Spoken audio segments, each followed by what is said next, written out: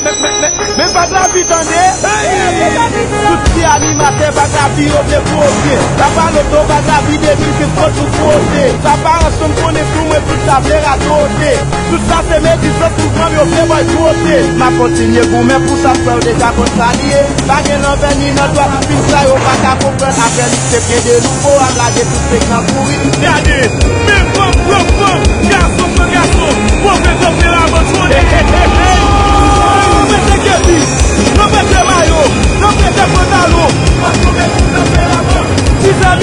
J'ai avec moi clin d'œil, monsieur clin d'œil sur le passé. Alors, quand je dis clin d'œil sur le passé, vous voyez, c'est une page d'histoire chronologique haïtienne avec monsieur Pétuel Jean-Baptiste. Alors, bonsoir, clin d'œil. Bonsoir, monsieur Dieudonné Verne, comment allez-vous? Bien, c'est un honneur pour moi, c'est un grand plaisir de vous entendre. Est-ce qu'on camoule un petit peu? Bon, en fait, c'est très bien. Et puis, c'est un honneur pour nous de voir que vous travaillez, mais en même temps, et puis vous n'avez pas tellement de temps. C'est pour ça que je me suis déplacé pendant que vous travaillez, comme ça, pour que vous puissiez nous donner ces quelques minutes d'interview. Et comme ça, le peuple haïtien va voir que non seulement vous faites de la télé, mais vous travaillez à côté. Parce que c'est le travail. Alors ça permet aux gens de comprendre que c'est pas facile la vie et vous travaillez. Effectivement, Dieudonné, Haïti Média Télé. Et effectivement, c'est toujours un honneur, un plaisir pour moi de parler avec vous, de donner mon impression et tout ça, de donner mon opinion à travers votre télévision, Haïti Média Télé, que ça fait très longtemps que ça existe. Donc effectivement, j'étais en Haïti, mais bien avant ça, permettez-moi de souhaiter au peuple haïtien, à nos téléspectateurs, une bonne et heureuse année 2017 et que cette nouvelle année soit meilleure par rapport à l'année 2016. Oui. Et je souhaite bonne année à tous et à toutes, Oui. à tous les Haïtiens, où que vous soyez, je vous souhaite bonne année. D'accord. Effectivement, j'étais en Haïti pendant le mois d'août 2016. Je suis rentré au mois de septembre. Effectivement, ça fait environ 4 mois depuis que j'étais en Haïti. Comme tu viens de dire. Oui. Et voilà. Et là, on va essayer de parler un peu de Haïti, tout ce qui ne va pas, tout ce qui va. On va essayer de voir en gros comment la situation va évoluer après l'élection de M. Jovenel Moïse, notre nouveau président fraîchement élu. Alors, c'est vrai. Quel est votre point de vue sur cette stabilité? Parce que La stabilité. Oui. Donc, vous savez que actuellement. Haïti, c'est un pays qui m'est très cher. C'est ma patrie, c'est mon pays. Donc, comme tous les autres Haïtiens, je rêve de voir que mon pays progresse, qu'il y a la stabilité et que les choses vont dans le sens positif. Parce que en Haïti, ça fait longtemps que le peuple haïtien lui-même est en train de subir une sorte d'injustice sociale, une sorte d'injustice économique, et que le peuple, nos concitoyens, souffrent énormément, que ce soit au point de vue économique, social, parce que rien ne va en Haïti. Donc, moi, je me plains énormément parce que quand on voit nos responsables politiques, ils sont en train de tourner en rond. Ils font pas vraiment grand chose. Et moi, je ne cesserai jamais de dire que quand on fait de la politique, normalement, c'est pour améliorer le bien-être social de notre peuple. Mais en Haïti, les dirigeants, ils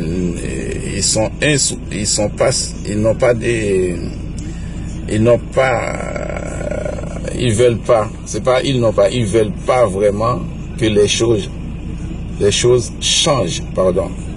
Parce que depuis après le départ de Baby Doc Duvalier, Jean-Claude Duvalier, il y a depuis 1986 à nos jours, il y a à peu près 30 ans depuis que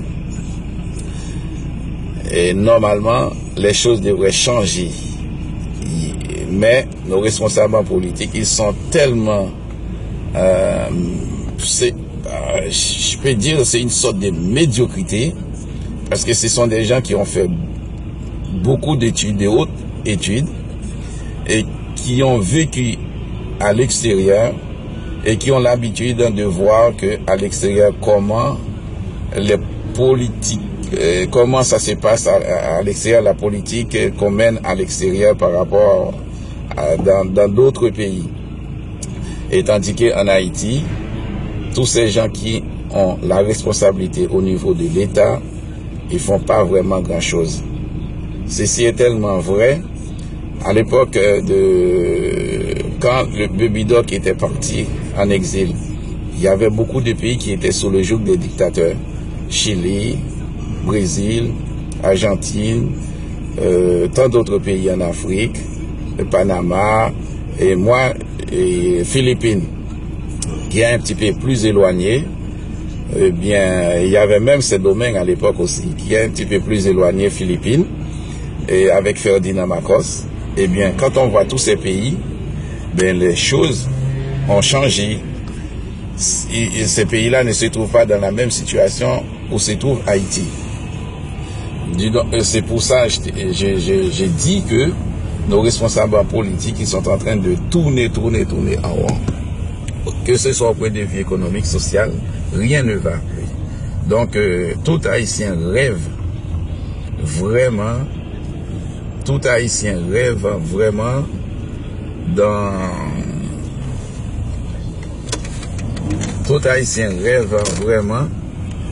de voir que le pays change, que les choses progressent, au niveau social, économique et même au niveau de la politique. Il faut vraiment penser à faire de la politique autrement.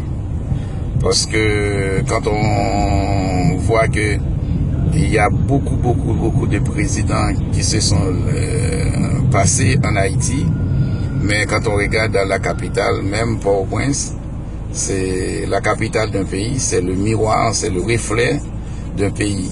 Et quand on voit dans quel état se trouve Port-au-Prince, je me demande, est-ce que les gens vraiment, ils n'ont pas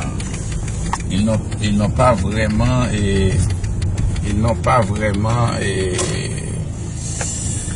et comment je pourrais dire, ils voient pas vraiment, parce que quand on regarde la situation de Port-au-Prince, c'est très sale. Tous les gouvernements qui sont passés au pouvoir, eh bien, ils n'ont aucun souci pour essayer de décider pour opter, nettoyer Port-au-Prince. Alors, du coup, là, j'ose espérer qu'avec le nouveau président qui est élu, que les choses vont pouvoir changer. On va voir, peut-être on va avoir une sorte d'amélioration pour le bien-être, pour que on projette d'autres images en positif sur Haïti. Mais en principe, ça devrait aller mieux, parce que il y avait le président provisoire là qui vient de passer presque un an après le président Matéli. Il a fait beaucoup de choses apparemment. Quel est votre avis? Non, pas vraiment. Quand on regarde la façon dont s'est déroulé pas le processus, ça fait 1 an qu'il est au pouvoir, mais c'est un président intérimaire. Il n'a pas pu faire grand-chose parce que vraiment il n'a pas de provision, il n'a pas le moyen d'après la loi, et d'après la loi, il ne peut pas faire grand-chose. Il peut pas faire grand-chose. Bon, moi je suis pas là pour les juger puisqu'il était élu provisoirement pour assurer et organiser les élections présidentielles, législatives et sénatoriales. Et voilà. Ouais. Bon, c'est vrai. Là, on attend beaucoup de choses que du nouveau président qui est élu. Oui, on attend beaucoup de choses parce que c'était une élection normalement depuis qui devait être aboutie depuis depuis en 2015.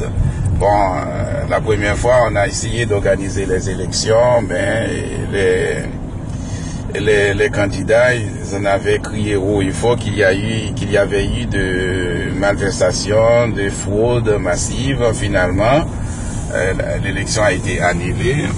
On avait recommencé pour une deuxième fois, et puis là, c'est abouti. On était vraiment fatigués à attendre. Finalement, bon, on a donné le résultat définitif pour la présidentielle. Et donc, c'est M. Jovenel Moïse qui est élu. Bon, on attend qu'il prête serment et entre en fonction et on va voir qu'est-ce qu'il va faire avec son équipe.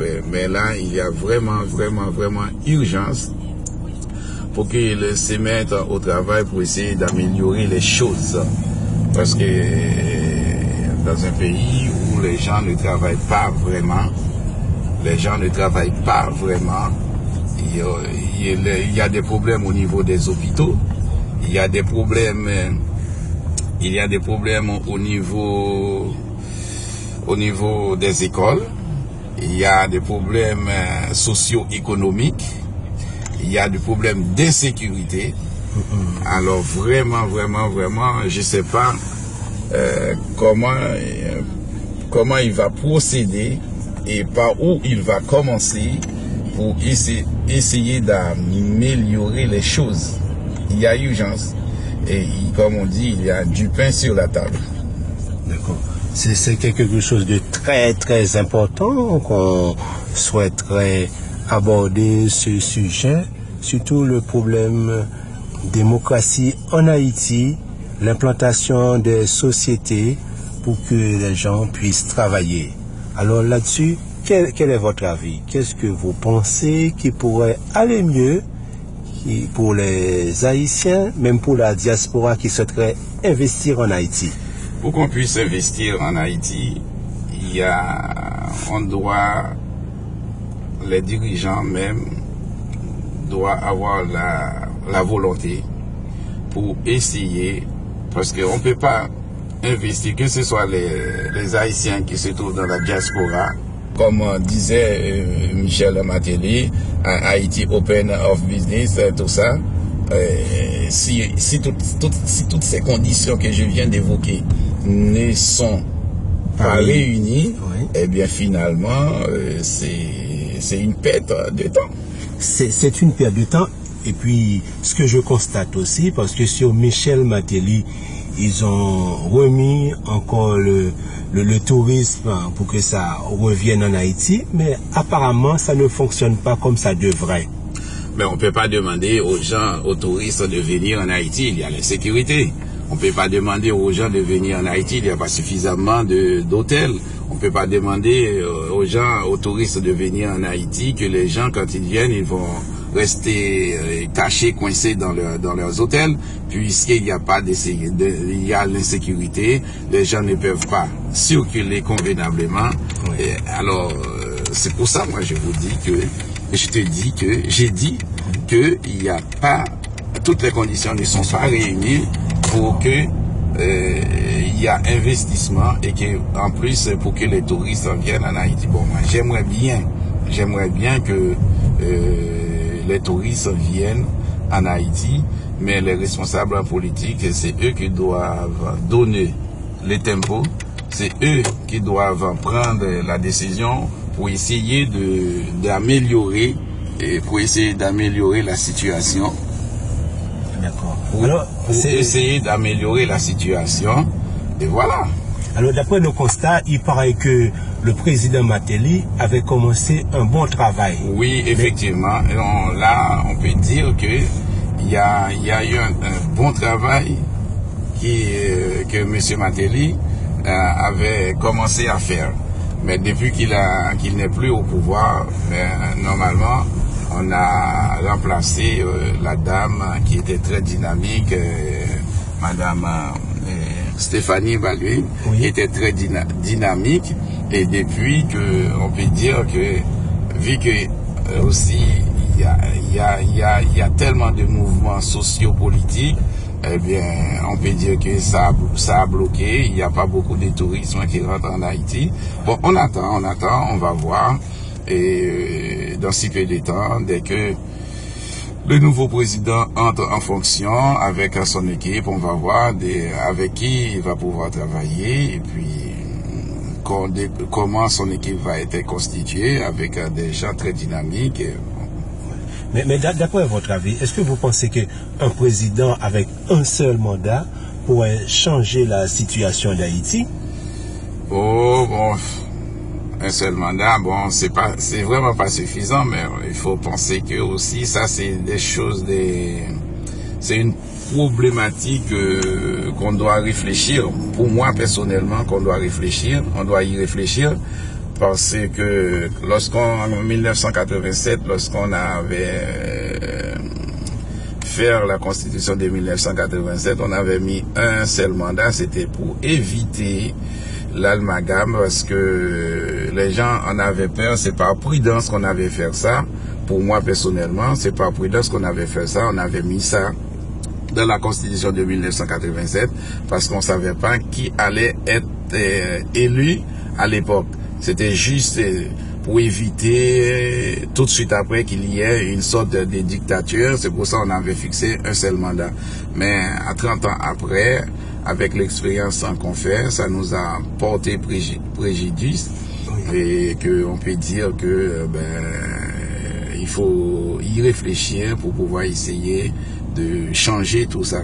Dans la concertation, moi-même dans la concertation avec le nouveau gouvernement, le nouveau président, et puis avec toutes les forces vives de la nation, les autres partis politiques et tous ceux qui sont, tous ceux qui sont là pour essayer de travailler pour faire avancer Haïti, par exemple, toutes les forces vives, les partis politiques, les syndicats, tout le monde doit se mettre ensemble pour essayer de trouver une solution pour améliorer les choses.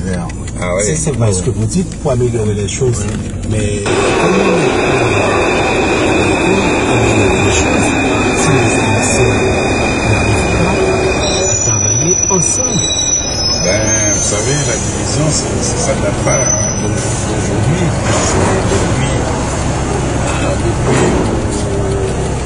Depuis de notre indépendance, parce que tu te rappelles bien que des années, 2 ans après l'indépendance de Haïti, le père de notre indépendance a été assassiné. 106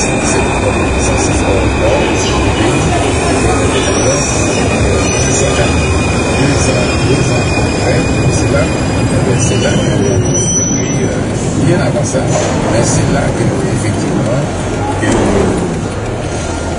là effectivement que la division avait commencé depuis l'assassinat du père de notre indépendance, Jean-Jacques Dessalines. Et jusqu'à présent, on est toujours c'est cette division qui nous gangrène, c'est cette division qui détruit le pays sous toutes les formes, parce que le fait qu'il n'y a pas d'union entre nous, c'est la division, il n'y a pas d'union, alors du coup on a du mal à pouvoir travailler pour faire avancer le pays. Et dans tout ça, c'est le peuple haïtien lui-même qui paye tout ça, puisque ceux qui sont au pouvoir, ils s'enrichissent, ceux qui sont au pouvoir, les affaires marchent, tandis que le peuple même souffre énormément. Ouais. Énormément, parce que on avait donné une leçon, une vraie leçon au monde entier à l'époque, étant que on était devenu la première république noire au monde. Et bien finalement, 213 ans jusqu'à présent, regardez où nous sommes. On est vraiment dans une situation très difficile, et que je me demande, moi j'ai hâte de voir que les choses changent en Haïti, pour qu'enfin qu'un Haïtien, partout où il passe, peut être fier pour dire voilà, moi je suis Haïtien, et que il peut être fier pour parler de son pays. Mais là, quand on arrive quelque part et on dit qu'on est Haïtien, on a toujours tendance, moi personnellement, on a toujours tendance à dire, les gens ont toujours tendance, les Haïtiens ont toujours tendance à ne pas dire qu'ils sont Haïtiens. Ils ont perdu cette fierté. Et moi, j'ai hâte de voir que les choses changent pour qu'enfin que les Haïtiens retrouvent, nous les Haïtiens, nous retrouvons cette fierté qui nous est si chère. D'accord. C'est très bien, et puis c'est très bien dit, c'est un honneur pour nous, et puis c'est quelque chose que il y a pas de mots pour vous féliciter, pour vous remercier pour cette découverte, et puis cette vérité que vous avez pu dire pour que les Haïtiens comprennent que les choses doivent changer. Non, mais c'est le rêve de tout Haïtien, de tout un chacun de nous. Chaque Haïtien rêve effectivement de voir que la situation change en Haïti, parce que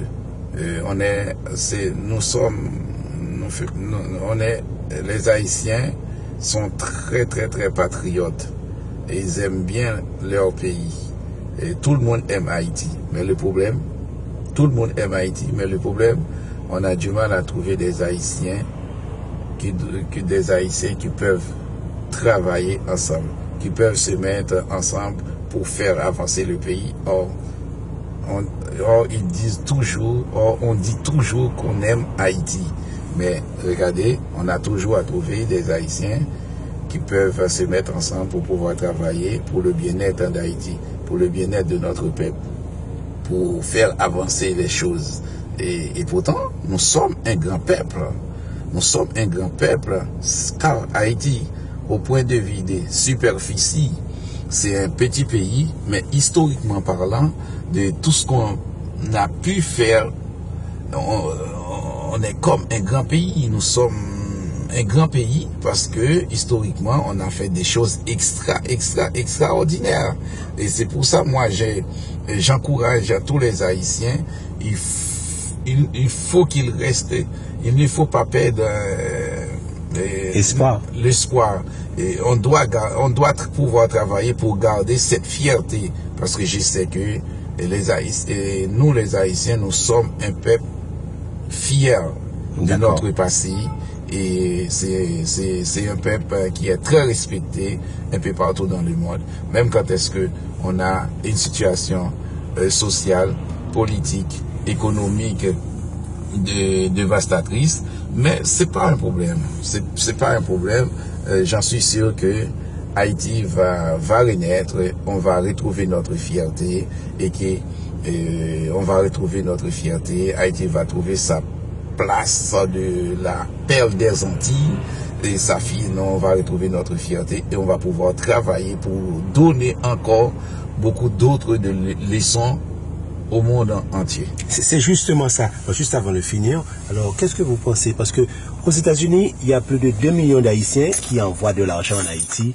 Et en France, il y en a plus de 100 à 120 000 Haïtiens. Et si on prend la Belgique, la Suisse et les autres pays, il y a au moins plus de 250 000. Quand on voit la plupart, la majorité des Haïtiens soutiennent Haïti de l'extérieur, pourquoi on ne peut pas prendre avec l'importance les valeurs de la diaspora pour au moins donner leurs opinions dans les idées qui doivent diriger le pays? Quel est votre avis? Non, mais à mon avis, le problème n'est pas aussi simple qu'on le pense. Parce que c'est vrai, la diaspora haïtienne, quand j'ai tous les Haïtiens qui sont à l'extérieur, oui. La diaspora haïtienne envoie une forte somme d'argent chaque année en Haïti. Et que la diaspora haïtienne occupe une place importante dans la vie économique en Haïti. Oui. Donc, normalement, si c'était pas la diaspora haïtienne, le problème de Haïti serait encore pire. Et que c'est pas pour rien qu'on a négligé la diaspora haïtienne. Parce que ceux qui font de la politique en Haïti, et que c'est un petit groupe de personnes, et que ils veulent garder le pouvoir. C'est pour ça, par tous les moyens, ils essayent d'écarter la diaspora haïtienne. Parce que dans la diaspora haïtienne, on a des gens formés, des gens instruits, des gens qui ont beaucoup de compétences, et que le fait qu'on a une l'expérience de pouvoir vivre en Haïti et à l'étranger, de voir comment que on fait de la politique à l'étranger, forcément, si on rentre en Haïti, on va s'impliquer dans la vie politique haïtienne. Forcément, on va changer les choses. On va faire de la politique autrement. Et les gens qui sont en Haïti, les politiciens en Haïti, ils veulent pas vraiment, ils veulent pas vraiment travailler pour pouvoir changer les choses. Alors, ils veulent toujours garder ce même système de politique où il y a la corruption, où on fait des habits de pouvoir, où les gens s'amusent à s'enrichir et que le peuple lui-même se trouve dans des situations vraiment pas possibles. Parce que on fait de la politique, mais il n'y a pas de service de base. Il n'y a rien catégoriquement, il n'y a rien, puisque les services de base, les gens doivent pouvoir aller à l'école, les enfants. Ah ouais. Et que dans les hôpitaux, on doit pouvoir soigner les gens. On doit essayer de mettre du travail, combattre la corruption, l'argent même que les dirigeants, les politiciens, les dirigeants haïtiens qui ont des responsabilités au niveau du politique pour gouverner l'État haïtien, l'argent des prêts qu'ils vont faire, les aides qu'on va leur demander, quand on fait des prêts au nom de l'État haïtien, cet argent-là, c'est pour tous les Haïtiens, parce qu'on fait un prêt au nom de l'État haïtien. Mais ils vont faire des prêts au nom de l'État haïtien, ces dirigeants. Après, c'est eux qui vont s'enrichir, ils vont garder des millions et des millions de dollars, tandis qu'ils ont fait le prêt au nom de l'État haïtien, tandis que le peuple haïtien même ne bénéficie rien du tout. Or, tandis que quand ils sont par là, et quand ils vont laisser le pouvoir, après, c'est pas eux qui vont rembourser cet argent. C'est l'État haïtien. C'est l'autre génération qui va venir, qui vont pouvoir travailler pour c'est les autres générations qui vont venir, qui vont pouvoir travailler pour rembourser cette dette.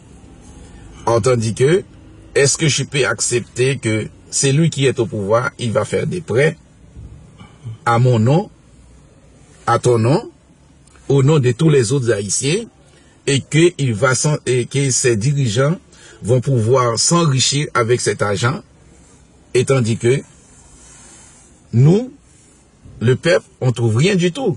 C'est vrai, quand on fait des prêts, c'est pas pour distribuer de l'argent à chaque Haïtien, mais quand on fait des prêts, c'est pour mettre des écoles, c'est pour que les hôpitaux fonctionnent bien, c'est pour qu'il y ait l'électricité, de l'eau courante, c'est pour nettoyer les villes, pour payer les fonctionnaires. Pour payer les fonctionnaires. Voilà. Mais ils font le contraire. Alors, tous ces gens-là qui font de la politique comme ça, eh bien, ils vont essayer d'écarter la diaspora haïtienne parce qu'ils savent très bien que si c'est des gens qui ont vécu dans la diaspora haïtienne, qui sont rentrés en Haïti, forcément, on va faire de la politique autrement. Et que c'est pour ça, moi, ça me fait rire quand je vois que à l'étranger, les députés, les sénateurs ou d'autres ministres qui viennent à l'étranger, ils gonflent leur estomac pour dire voilà, je suis un politicien. Ça me fait rigoler parce que être politicien et incapable de faire quoi que ce soit pour pouvoir changer les choses en Haïti, c'est que pour moi, ces gens de politiciens, je les donne 0.